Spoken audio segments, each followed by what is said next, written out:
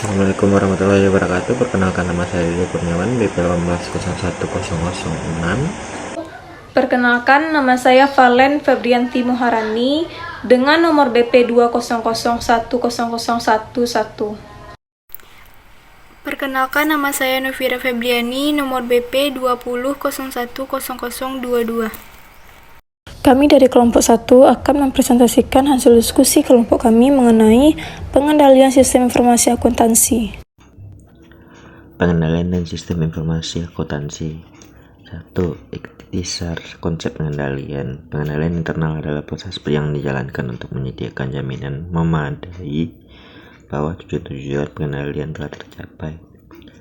Pengendalian internal adalah sebuah proses karena ia menyebar aktivitas pengoperasian perusahaan yang merupakan bagian integral dan aktivitas manajemen. 3 fungsi penting pengendalian internal. 1. Pengendalian preventif, mencegah masalah sebelum timbul. 2. Pengendalian detektif, menemukan masalah yang tidak terelakkan. 3. Pengendalian korektif, mengidentifikasi dan memperbaiki masalah serta memperbaiki dan memulihkan yang dari kesalahan yang dihasilkan. Selanjutnya yang kedua yaitu kerangka pengendalian. Bagian ini membahas 3 kerangka yang digunakan untuk mengembangkan sistem pengendalian internal. Yang pertama yaitu kerangka COBIT. COBIT didasarkan pada 5 prinsip utama tata kelola dan manajemen TI. Yang pertama yaitu memenuhi keperluan pemangku kepentingan. Yang kedua mencakup perusahaan dari ujung ke ujung. Yang ketiga mengajukan sebuah kerangka terintegrasi dan tunggal. Yang keempat memungkinkan pendekatan holistik.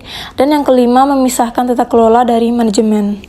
Yang kedua kerangka pengendalian internal COSO. Yaitu yang pertama kerangka pengendalian internal COSO. COSO menerbitkan pengendalian internal yang diterima secara luas sebagai otoritas untuk pengendalian internal yang digabungkan ke dalam kebijakan, peraturan, dan regulasi yang digunakan untuk mengendalikan aktivitas bisnis. Yang kedua, kerangka manajemen risiko perusahaan COSO. Kerangka ERM adalah proses yang digunakan oleh Dewan Direksi dan Manajemen untuk mengatur strategi, mengidentifikasikan kejadian yang mempengaruhi entitas, menilai dan mengelola risiko, serta menjamin perusahaan mencapai tujuan dan sasaran. Yang ketiga yaitu kerangka manajemen risiko perusahaan versus. Baiklah, saya akan menjelaskan materi selanjutnya. Yang ketiga adalah lingkungan internal. Lingkungan internal adalah budaya perusahaan yang mempengaruhi cara organisasi dalam menetapkan strategi dan tujuannya, serta membuat struktur aktivitas bisnis dan mengidentifikasi serta merespon risiko. Lingkungan internal mencakup hal-hal sebagai berikut. 1.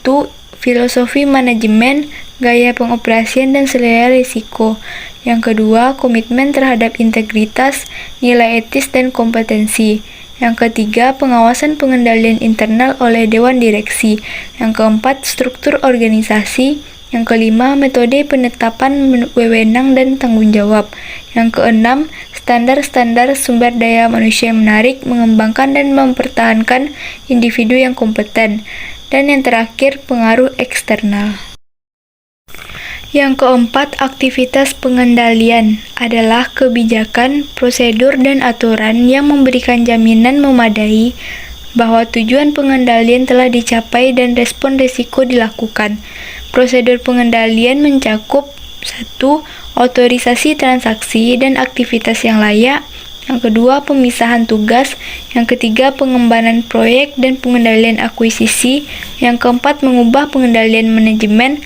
Yang kelima, mendesain dan menggunakan dokumen serta catatan. Yang keenam, pengamanan aset, catatan, dan data. Dan yang terakhir, pengecekan kinerja dan independen.